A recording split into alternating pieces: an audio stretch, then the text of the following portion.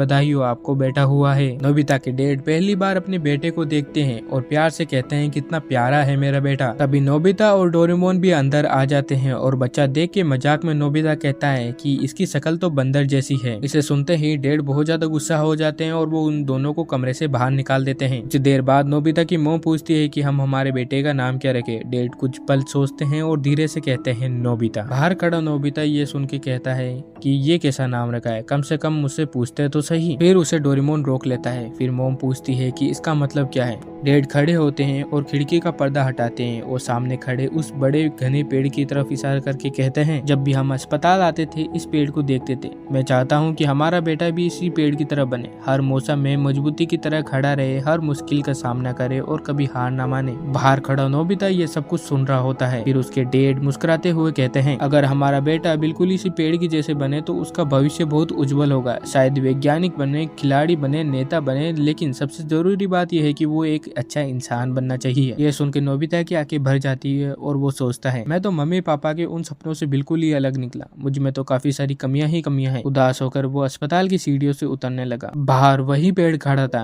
वही पेड़ जिससे उसके माता पिता ने अपने सपने जोड़ दिए थे। तभी उसे भविष्य में देखा हुआ वही कटा हुआ पेड़ याद आया और उसे एहसास होता है कि वो सिर्फ एक पेड़ नहीं था, उसके मम्मी पापा की उम्मीदों का प्रतीक था। जिस तरह वो पेड़ काट दिया गया था, उसे लगा कि जैसे उसके सारे सपने भी उसी तरह काट दिए जाएंगे। नोबिता उस पेड़ से लिपटकर फूट फूट के रोने लगा, लेकिन अगले ही पल वो आसिफ पहुंचता है और कहता है, नहीं, अभी सब कुछ खत्म नहीं हुआ है। मैं हार नहीं मानूंगा और मैं अपने मम्मी पापा की उम्मीदों पे खरा उतरूंगा।